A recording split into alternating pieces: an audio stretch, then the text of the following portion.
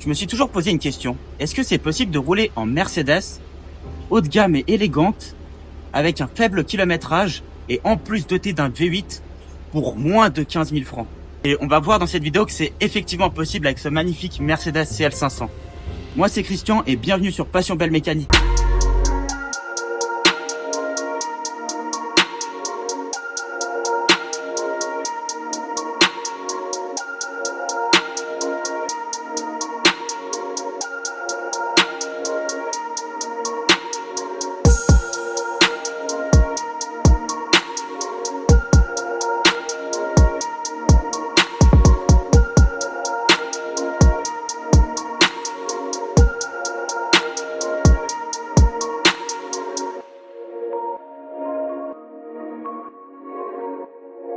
Franchement frère, plus je la vois, je la trouve tellement belle.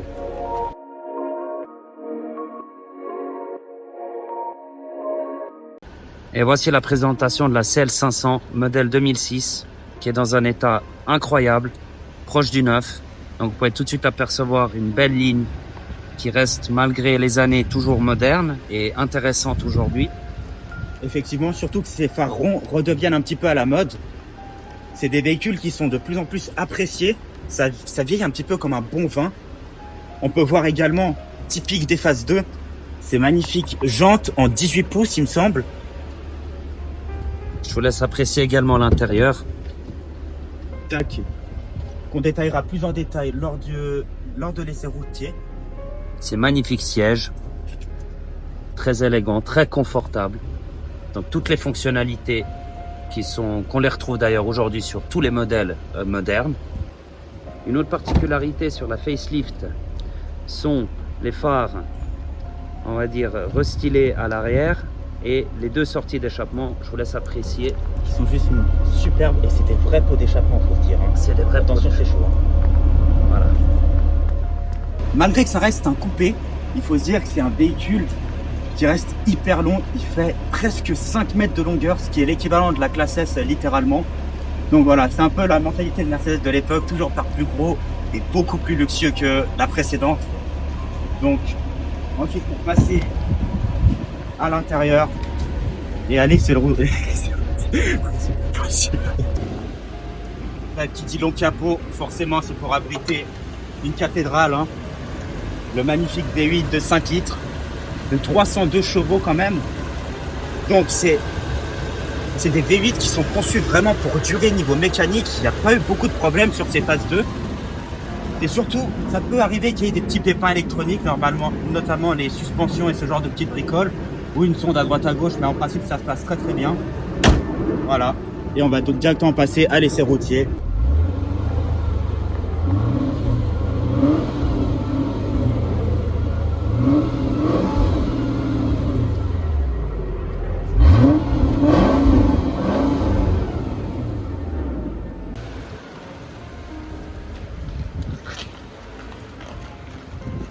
Voilà, 2-3 plans de l'extérieur, histoire de voir comment la voiture se porte et quelle dégaine un peu ça dégage. Mine de rien, c'est vraiment dingue. Entendez-moi ça, c'est superbe.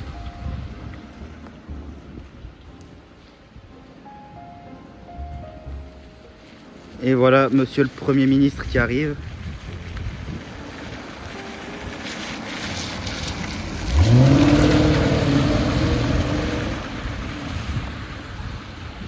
Et dites-vous, la voiture elle est d'origine, il n'y a pas de X-Pipe ou autre, hein. C'est vraiment un véhicule d'origine. Et on peut voir que c'est hyper bien équilibré. V8, 302 chevaux. Que demander de plus? Et voilà, on est parti pour faire le copilote. Ah oui, évidemment le soft close sur ces voitures-là, toujours. Tac, et la fenêtre qui remonte. C'est tous les mêmes options que les nouvelles classes S. Tac, et on est parti. T'es installé comment? Franchement très confortable. Très confortable. On a tout ce qu'il faut. On a tout ce qu'il faut, siège chauffant, enfin franchement la classe totale. La classe avec un grand C, la grande classe. CL classe quoi. Voilà, CL classe. Coupé luxe, je sais pas, je crois que c'est coupé luxe. Ouais, coupé luxe qui fait tout de même 5 mètres comme on l'a précisé juste avant. Et on peut voir qu'elle a les mêmes commandes que les nouvelles générations de classe S. Et donc voilà, on va pas vous les détailler en détail, ça vaut pas le coup. C'est plus... là, je pense que ces véhicules sont plus faits pour apprécier niveau mécanique et avoir une ambiance qu'on retrouve plus vraiment aujourd'hui. Et c'est un petit peu des dinosaures quelque part. Ça se fait plus du tout les CL. C'est des véhicules qui se font de plus en plus rares, surtout à trouver en bon état, et surtout les phases 2 comme ceci. Elles sont vraiment extrêmement bien finies quand même pour l'époque. Il faut se dire qu'il n'y avait pas toutes les technologies qu'il y a aujourd'hui, et ils faisaient quand même des véhicules de très grande qualité. Le cuir, on le voit, hein, il n'a pas pris une ride. Effectivement, voilà, ça se porte tout lâché, bien. Vraiment, au niveau intérieur, rien à dire. Effectivement. Et donc, cette console centrale typique des phases 2, donc avec ce grand écran, qui forcément, avec le temps, quelques pixels ont lâché, ça peut arriver avec la chaleur, etc. Ici, l'ancien start and stop de l'époque, avec donc un porte-gobelet. Évidemment, je ne l'ai pas. Pardon.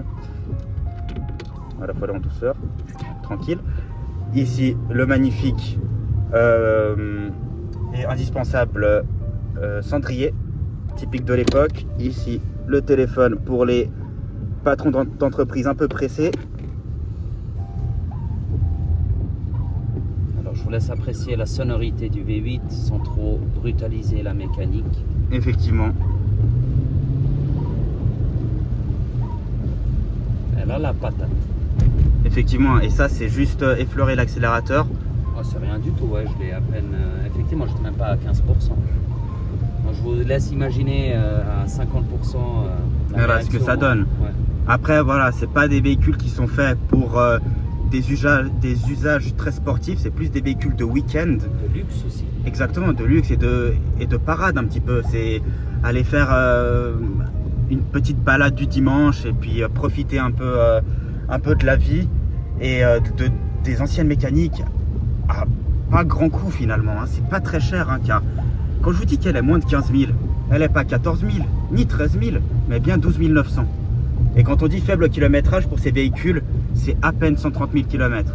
Donc il faut se dire que c'est un véhicule qui a 19 ans, elle a fait moins de 10 000 km par année, et c'est des V8, et c'est des véhicules, donc des V8 qui ont besoin de rouler un minimum. Donc c'est pas une bonne idée de les acheter avec un trop faible kilométrage. C'est pas le but d'avoir une voiture de musée, c'est avoir un véhicule qui a vécu finalement, qui a traversé le temps. Et en achetant ce véhicule, vous aidez également à le faire traverser le temps également. C'est un peu, on achète un morceau d'histoire Mercedes. Et c'est vraiment toute une philosophie autour de ces voitures. Je le dis moi en tant que jeune passionné, mais c'est des véhicules qui m'ont fait rêver étant jeune, et toi aussi également. Hein. Complètement, je me souviendrai toujours lorsque j'avais à l'époque 14 ans et lorsque je la croisais dans le quartier des banques à Genève, c'était exceptionnel de la voir. On était dans tous ses états parce que non seulement c'était d'une rarité extrême, faut savoir que c'était un prix qui avoisinait à l'époque 180, 150, 170 000 francs. Suivant les options, ouais. Voire plus, selon les configurations aussi. Donc, ouais, c'est vrai que ça nous fait revivre les sensations d'une époque. Effectivement. Et comme tu l'as justement souligné, ces véhicules-là, il faut les acquérir tant qu'on le peut, tant qu'il n'y a pas encore des réglementations au niveau de l'environnement ou je ne sais quoi, des taxes. Il faut les entretenir avec amour et surtout pas négliger l'entretien sur ce type de véhicule qui demande quand même qu'on soit soigneux et qu'on respecte la mécanique, le temps de chauffe. Et exactement. Idem lorsqu'il y a des bosses, c'est pas parce qu'elle a les systèmes A, B et C que forcément on peut prendre les dodanes à une vitesse déraisonnable. Donc il faut y aller à petits soins, il faut être à l'écoute et l'entretien. Effectivement, c'est des véhicules qui demandent un petit peu d'attention, mais finalement, c'est quoi l'automobile de plaisir si on a quelque chose qui est juste... C'est beau, hein, c'est des véhicules qui ont été faits vraiment pour le marché américain et allemand, faut se dire. Donc on est en plein dedans avec ce V8 justement. Et je pense qu'on a globalement fait le tour de cette voiture. Vraiment. C'était en tout cas un essai exceptionnel. Volontiers. Ça donne envie de l'acquérir. Effectivement, et je pense qu'on va vous retrouver juste pour le débrief, car je crois que j'ai les catalogues d'époque de ces modèles. Donc on va vous retrouver juste dès qu'on rentre à la maison pour vous montrer un petit peu les catalogues qu'ils faisaient et cette ambiance que Mercedes créait justement à sa clientèle. Donc nous voilà pour le débrief, donc les catalogues dont on a parlé. Donc ici on a la phase 1, voilà, décidément j'arrivais pas à le retrouver. Donc ici on peut le voir, les feux sont légèrement plus foncés et ici les feux sont un peu moins bien travaillés, disons. Ils sont un peu plus, je vais pas dire grossiers, mais presque. Et donc là, quand on parle un peu d'univers que Mercedes présentait un peu à ses clients, cet univers de luxe et de véhicules sur mesure finalement, c'est vraiment quelque chose qui est très complet. Ici, comme on peut le voir justement, c'est bien différent. Donc là, on est sur le CL600, donc le V12. On a eu beaucoup de chance dans cette vidéo à voir cet intérieur un peu type qui était vraiment présenté à la presse. C'est vraiment un intérieur qui était super bien fini, etc. Comme on a pu le voir également dans la vidéo. Voilà les différentes images de presse. Il faut se dire que c'est des catalogues, franchement, qui sont en artbook. Hein. Donc c'est vraiment, comme on le dit, de la grande qualité. Même après 20 ans, on peut le voir, ça ne bouge pas pour les 3 catalogues. Hein. Même celui-ci de la CL génération d'après.